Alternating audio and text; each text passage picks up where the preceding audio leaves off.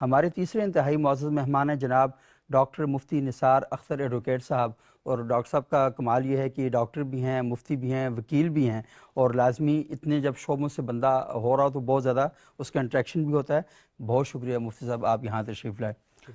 تو مفتی صاحب مجھے بتائیے گا، ایک جو تھوڑا سا مجھے بتائیں کہ مدرسے میں کیا ہو رہا ہے، وہاں کا جو ماحول ہے، کیونکہ پاکستان میں 40 سے 50 لاکھ بچے مدارس کے اندر بھی زیر تعلیم ہیں، اور وہ بھی ہمارے بچے ہیں، اس ملک کا اور قوم کا اثاثہ ہیں۔ تو وہاں پر بچے کیا سوچ رہے ہیں، ان کا جو نیریٹو ہے وہ کیا ہے، اور کیا وہ اسی طرح جس طرح یہ جامعات کے بچوں کے بارے میں بات بتا رہے ہیں اسی طرح کا کوئی ذہن ہے، یا وہاں کچھ چیزیں تبدیل ہو رہی ہیں؟ اس وقت جو نوجوان نسل کو درپیش مسائل ہے، ان میں سب سے بڑا مسئلہ کیا ہے، یا جو موجودہ حالات ہم فیس کر رہے ہیں یہ کیوں فیس کر رہے ہیں، ان کا سولوشن کیا ہے، جو اصل ہمارا موضوع، اس کے بعد میں اس طرف آتا ہوں۔ صحیح۔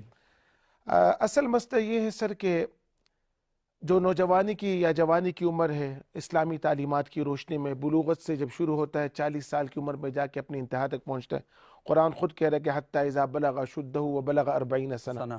بالکل۔ پھر اس اسٹیج پر یہ سب سے اہم اسٹیج ہے، زندگی کا اہم اسٹیج ہے، جس میں انسان بنتا بھی اور بگڑتا بھی ہے۔ صحیح۔ اور اس اسٹیج کی امپورٹنس کا اندازہ آپ اس بات سے لگا سکتے ہیں کہ رسول اللہ صلی اللہ علیہ وسلم نے کچھ افراد کے بارے میں بتایا کہ قیامت کے دن یہ لوگ اس دن عرش کے سائے میں ہوں گے جس دن اللہ کے عرش کے علاوہ کوئی سائے نہیں ہوگا۔ تو اس میں جہاں ایک عادل حکمران کا تذکرہ کیا ہے، تو ساتھ میں ایک نوجوان جو اللہ کی رضا کے مطابق زندگی گزار رہا ہو۔ پھر آپ رسول اللہ صلی اللہ علیہ وسلم کی تعلیمات کو دیکھتے ہیں تو قرآن کہہ رہے کہ لَقَدْ كَانَ لَكُمْ فِي رَسُولِ اللَّهِ أُسْوَةٌ حَسَنَةٌ، آپ کے لیے اس نبی کی زندگی ایک بہترین نمونہ ہے۔ اب اللہ نے اپنے نبی کی جو رسپانسبلٹی لگائی، جو 4 رسپانسبلٹی، اس میں ایک رسپانسبلٹی وہ یزکیہم، کہ ان کے تزکیہ کریں، ان کو پاک کریں۔ یہ سب سے بڑا مسئلہ ہے اس وقت، تربیت کا فقدان، صحیح، جو معاشرے میں جو سب سے بڑا مسئلہ بنا ہے۔ اور یہ ابتداء افرینش سے لے کے بلوغت، اور پھر بلوغت کے بعد جوانی تک یہ مسئلہ چلا رہا ہے۔ میں آپ کو ایک مثال دیتا ہوں۔ اللہ کے رسول صلی اللہ علیہ وسلم نے اپنے چچا زاد بھائی حضرت عبداللہ ابن عباس رضی اللہ عنہ کو جوانی میں اپنے پاس بلایا، ان کو کچھ نصیحتیں کی، اور اس میں کچھ چیزیں تھی کہ آپ جو ہے اللہ کے علاوہ کسی پہ بھروسہ نہ رکھے، اللہ کے علاوہ کسی سے کچھ چیز نہ مانگے، اور کافی ساری اخلاق، اور جتنی بھی تعلیمات تھی وہ سب کچھ اخلاقیات پر مبنی ہے۔ پھر جوانوں کے بارے میں آپ نے فرمایا کہ آپ کی حدیث ہے یا معاشر الشباب من استطاع منکم الباء فلیتزوج۔ جب ان کی اخلاقی تربیت اور ان کی جو ہے نا اخلاقی پاکی کے حوالے سے آپ نے ان کو کہا کہ نوجوانوں کی جماعت، تمہیں چاہیے کہ تم میں سے جو بندے استطاعت کرے وہ نکاح کی طرف آئے، کیونکہ یہ جو ہے یہ انسان کو پاکی کی طرف لے کے جاتا ہے، یہ انسان کی آنکھوں کی پاکی اور جو ہے نا انسان کی جوانی کی پاکی کا ذریعہ ہے۔ تو آپ نے اپنے ہر اسٹیج پر جو ہے وہ تربیت کی طرف جو ہے نا توجہ دلائی، تعلیم دی۔ تو آج کل چونکہ سوشل میڈیا کا دور ہے، وہ سوشل میڈیا پہ خود فیصلہ کرتا ہے کہ بھائی میں کیا کروں، کس کو سنوں۔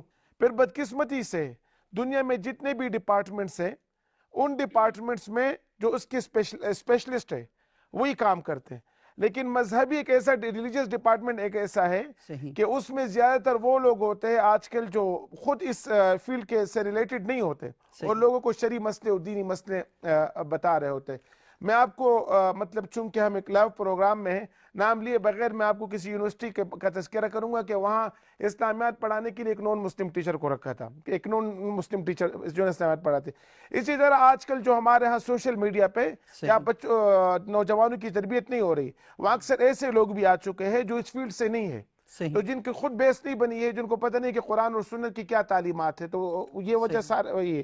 تو سب سے پہلے ہم نے اس مسئلے کو حل کرنے کے لیے ہم نے تربیت کی طرف آنا ہے، اور یہ تربیت جو ہے نا ہر اسٹیج پہ ہر ایک کی رسپانسبلٹی ہے۔ اس کا آغاز ہم گھر سے کریں گے، گھر جو ہے نا والدین کی ذمہ داری ہے، پھر جب یہ عصری اداروں میں جاتے ہیں، دینی اداروں میں جاتے ہیں، وہاں اساتذہ کی ذمہ داری ہے، اور ان کے ساتھ چیک اینڈ بیلنس کا نظام ہونا چاہیے۔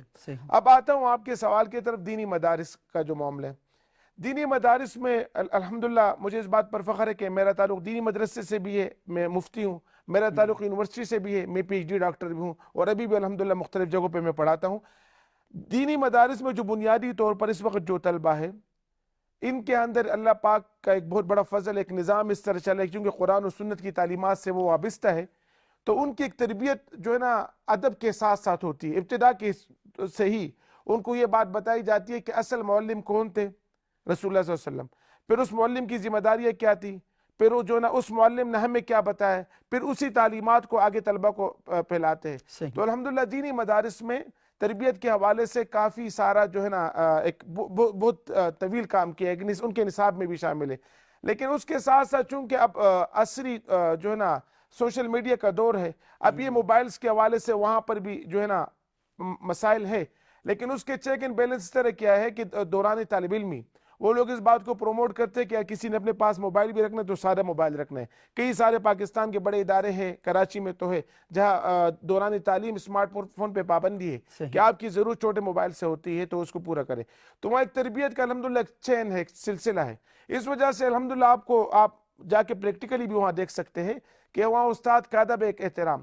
اگر ایک استاد ہو تو اس کی جگہ پیچھے چھوڑ دیتے ہیں، ان کے سامنے چپل جوتے صحیح کرنا، اور ان کو گویا کہ ایک حقیقی معنوں میں جو عزت دینی ہوتی ہے اللہ کے فضل ہے وہ دیتے ہیں.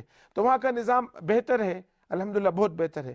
باقی بہتری کی گنجائش تو وقت کے ساتھ وہ ساتھ ہر جگہ ہوتی موجود رہتی ہے. اور رہتی ہے. یہ بھی ہے کہ ادب کا دائرہ بعض اوقات اتنا وسعت اختیار کر جاتا ہے کہ سوال ہی اٹھانا جی ایک بڑا پرابلم پیدا ہو جاتا ہے. یہ بھی چیزیں ہم نے دیکھی ہیں. اور دوسرا یہ ہے کہ بعض اوقات ایسا بھی ہوتا ہے، ہر جگہ تو نہیں ہوتا، نہ ساری